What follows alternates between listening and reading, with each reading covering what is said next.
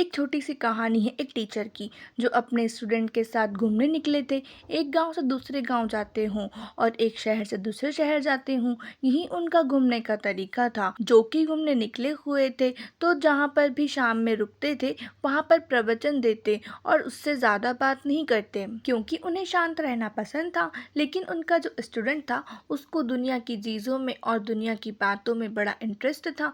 दूसरों की ज़िंदगी में ताका-झाकी करने में यकीन रखता था और लोगों से ज़्यादा बात करना उसे बहुत पसंद था।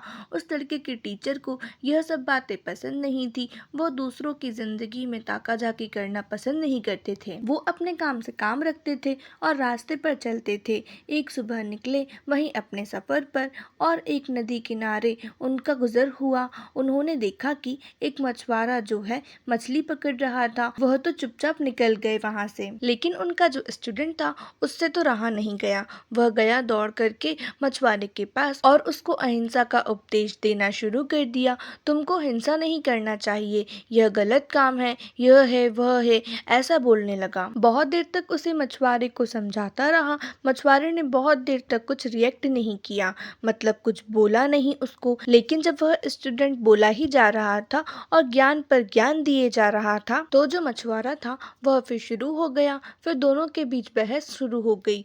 वहीं की मछुआरे ने कहा, यह मेरा काम है, मुझे मेरा काम करने दो, तुम क्यों मेरे काम में टांग अड़ा रहे हो। धीरे धीरे बहस बढ़ती गई और झगड़ा शुरू हो गया। वह टीचर आगे जा रहे थे, उन्होंने शोर सुना और पीछे मुड़कर देखा तो स्टूडेंट और मछुआरे का बहस शुरू हो चुका है। तो उन्होंने दौड़कर आया और बस स्टूडेंट का हाथ पकड़ा और उसको खींच के वहां से लेकर चले गए। उन्हें अपने स्टूडेंट की हालत मालूम थी। उसे समझाने लगे कि तुम क्यों उलझते हो लोगों से। स्टूडेंट ने कहा, क्या आपने देखा नहीं टीचर जी, वह आदमी को गलत काम कर रहा है।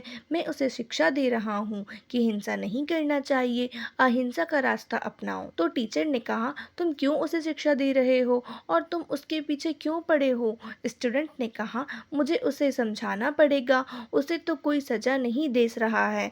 यहाँ के राजा ने भी कोई ऐसा रूल नहीं रखा है कि ऐसे लोगों को सजा दिया जाए। तो टीचर ने कहा, यहाँ कोई किसी को सजा नहीं देगा, सजा तो खुदा देगा। तुम्हें किसी को सजा देने की ज़रूरत नहीं और तुम्हें किसी को समझाने की ज़रूरत नहीं है।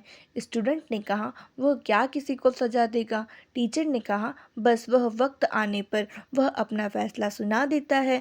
हमें इस मामले में पढ़ने की ज़रूरत नहीं है और हमें किसी से झगड़ा करने की ज़रूरत भी नहीं है। फिर उनका स्टूडेंट चुप हो गया। टीचर ने समझाई थी बात, इसलिए कुछ बोला नहीं। इस बात को 2 साल गुजर गए और कमाल की बात यह है कि उसी रास्ते से वापस जा रहे थे। वहीं सुबह का वक्त था पर नदी का नज़ारा बदला हुआ था। स्टूडेंट देखता है कि नदी के किनारे एक सांप अपना जान बचाने के लिए तड़प रहा है। चींटियां उसे नोच करके खा रही हैं।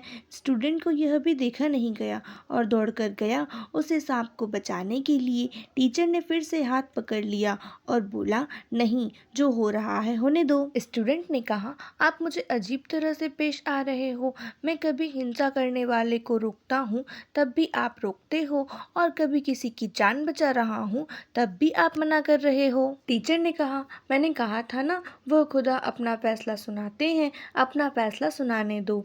क्या तुम्हें याद है, यहाँ से तो हम 2 साल पहले गुजरे थे।